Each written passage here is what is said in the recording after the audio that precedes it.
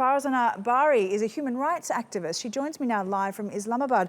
Firstly, thank you so much for your time today, Farza. Now, there have been high-profile deaths over blasphemy before.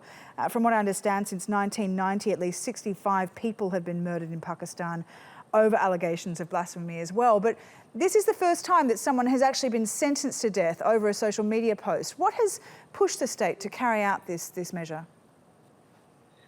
I think state is increasingly getting worried with this social media space, which is kind of a more democratic space, and also it is being used to, like sort of contest government policies, so dissenting voices.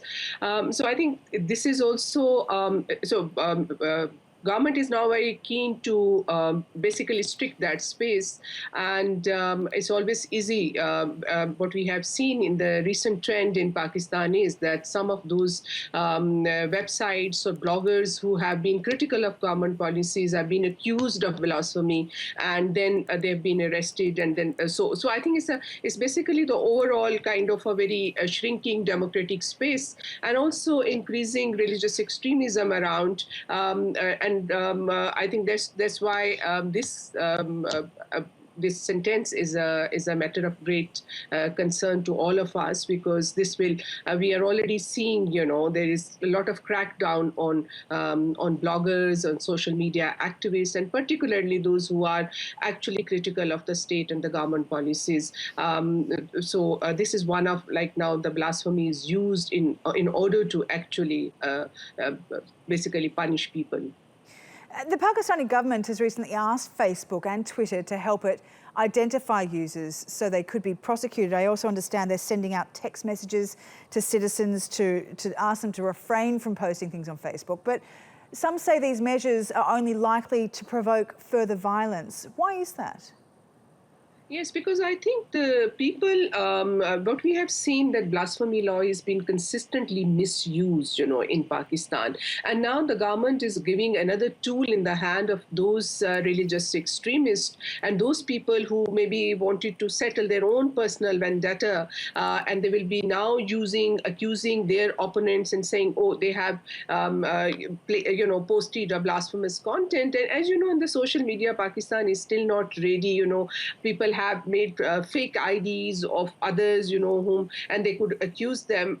So we have not really addressing the kind of misuse of the social media, and then giving that kind of instructions to people. I think is giving another tool in the hand of those people who are they religious extremists or those who are unfair, and they could use, like, their opponents. They can use this provision in order to settle their own personal scores with the people whom they might have some kind of conflicts. So I think this what we are saying, this is the beginning of that we are seeing in this particular case in Bahawalpur.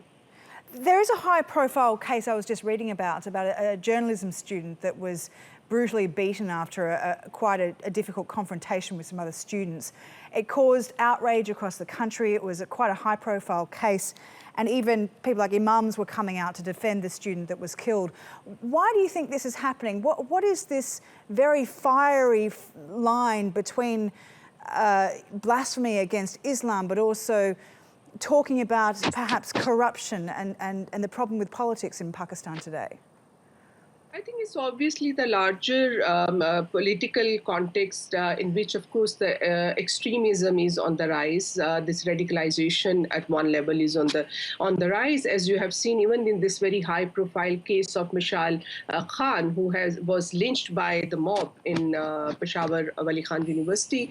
Now, the joint investigation team has come up with this report whereby it says that it was premeditated murder, and he was not involved in any kind of blasphemous, activities. So this tells you, like, becomes easier now that if you want to use that in order to settle your own personal conflict or vendetta, blasphemy law is now being used. Because their overall atmosphere. Because once you accuse somebody in blasphemy, then there is a general acceptance acceptance, if you have killed a person, there is a general acceptance from the public as well as the state institution that you will get away with any kind of punishment.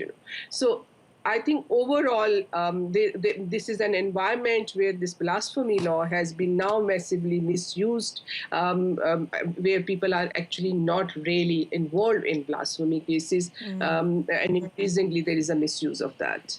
Okay, well, we've run out of time. Thank you so much for your contributions to our program today, Farzana. Farzana Bari, the human rights activist in Islamabad.